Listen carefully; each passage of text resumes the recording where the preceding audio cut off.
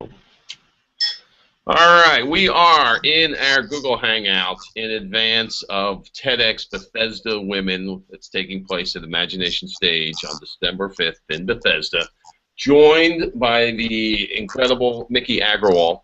Hello. Did I get your last name right? Did I get it correct? You did. Thank Okay. you. You bill yourself as a serial entrepreneur. I am really psyched to hear from you. What is it like being a serial entrepreneur? I mean, I think ultimately it's just like solving problems and noticing a need and in yourself, and then seeing that it's not just you that has the need, but many people have the same need, and starting a business out of it. So it's pretty straightforward. Also, just having social impact. I think that's an important piece too. And just like, is the thing that you're feeling also have impact, beyond just, in a business standpoint, but also, relevant, socially. All right, well, run through your resume because I'm not sure I can do it justice, but I couldn't when I saw everything you did. I mean, it's very impressive. You should be congratulated. But tell me all that you do, and then tell me how the heck it is that you're able to fit all this into a day. Well, so quick backstory. Half Japanese, half Indian. From Montreal, Canada. Grew up French Canadian. Went to Cornell University. Graduated from Cornell. Played soccer my whole life. Played soccer at Cornell Division One. And then moved to New York. Was sort of a natural progression for Cornell students to graduate and move to New York City. So I got a job in investment banking for a couple of years, and turn that off. See, you're getting messages as we speak. They're just flying in. Yeah. I got a job in investment banking on Wall Street, and then 9/11 happened. So I was working right across Two World Trade every single morning. I was supposed to be underneath Two World Trade, and then that particular day, and the only day in my life, I slept through my alarm clock, and that's sort of when everything changed my life. And I missed it. 2 people in my office died. It was a really insane thing that I was spared. And so I felt like, okay, I have to think about like what is my purpose? Why am I here? What am I doing? And so I just started thinking about all the things I'm passionate about, what I wanted to do. And so the first thing I did was write a little list, and the first thing was play soccer professionally, then make movies, and then start a business. So I played soccer for the New York Magic. I tried out for the team, made the team, and then had 3 knee surgeries. Then worked, and then went in the film business. Worked my way up from picking up trash on the streets to becoming a producer for big commercials like Victoria's Secret, all kinds of different shoots. And then that's when my stomach started hurting, and that's when I started my first idea for my business. So stomach hurting, no food that I can eat. Every time I went out to eat, I had to think about, 2 things. One, do I eat healthy food today that didn't hurt my stomach, but I gave up on flavor, or do I eat tasty food but then give up on health? So the question was, there was no marriage between comfort food and health food, and so. Wait, hold on. Wait, your stomach started hurting from what? My stomach started hurting, and so I just started researching it, and I discovered that I was lactose intolerant. And but I wasn't just lactose intolerant. I wasn't lactose intolerant. I was intolerant to processed foods and processed dairy, bleached flours, hormone-filled meats, like just all the crap that's in American-made food today. And I just sort of, in my discovery, I started thinking about all the foods that I had given up, and my favorite food that I'd given up at the time was pizza. And sort of that's when I started thinking about this whole concept of, there was no place that married favorite comfort foods like pizza and health food. And so I said, okay, pizza is a $32 billion industry. Americans eat 100 acres of pizza every single day. Let me take a little bite out of that and turn pizza on its head, and maybe, disrupt it a little bit and use, farm fresh ingredients, support local farms, use gluten-free flours, hormone-free cheeses, really healthy toppings, no sugar in the sauces.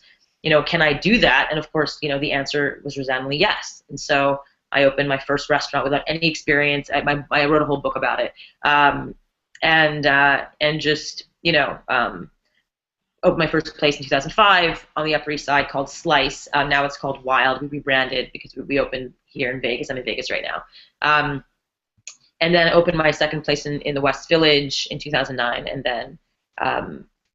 and and then Vegas, and now I'm opening Williamsburg and a few more spots. But yeah, so that was my first business outside of when I started the business, and it was one of the most has been one of the most insane experiences of my life. Wait, where was that the answer the question? Well, I mean, the question was, what all do you do? I think you summarized a big part of it. But Yeah. I mean, I take it you made the mistakes along the way. You've learned from success and failure. Right. Well, I'm now working on a new project I'm really excited about, which is called Things. We just, anyway. Well, that's going to be what I'm going to be talking about at the TedxBethesda. So I'm not going to spoil that, but it's something I'm really, really excited about. It supports women, around the world and solves a problem for 2 billion women on the planet, including me. So I'm really excited about to share that concept with everybody. But yeah, my first business is a restaurant, and yeah, there's definitely tons and tons of mistakes, tons of learnings, tons of humbling moments, and I definitely, take my hat off to a lot of people. Literally take their hat off. Literally to other people who start small businesses. It's definitely a challenge.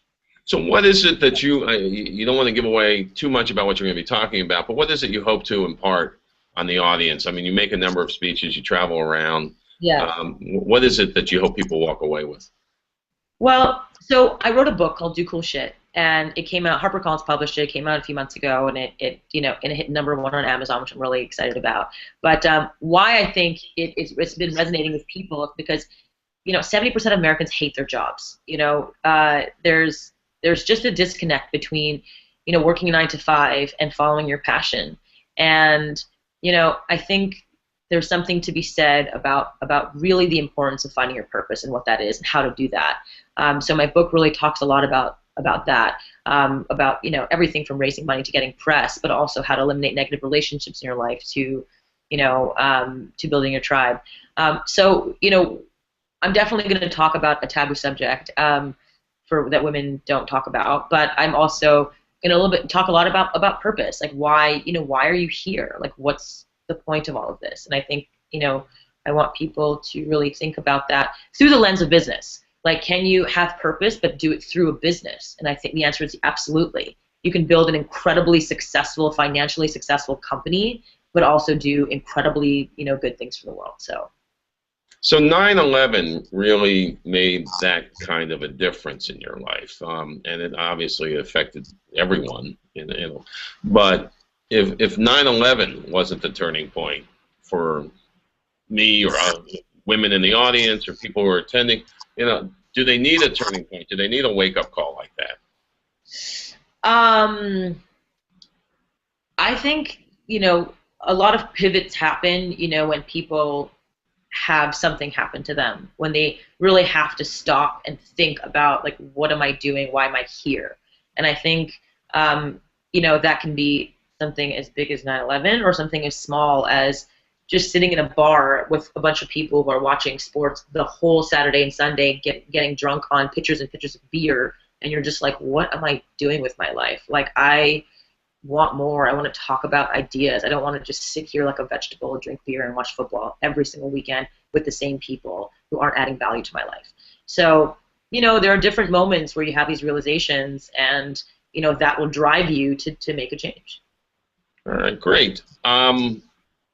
Very much looking forward to meeting you in person, seeing you at the Imagination Stage on December 5th at, Awesome. at TedxBethesdaWomen. We're so glad you were able to talk with us today, and we look forward to hearing more and being inspired more from you, Miki. So thanks again for being with us.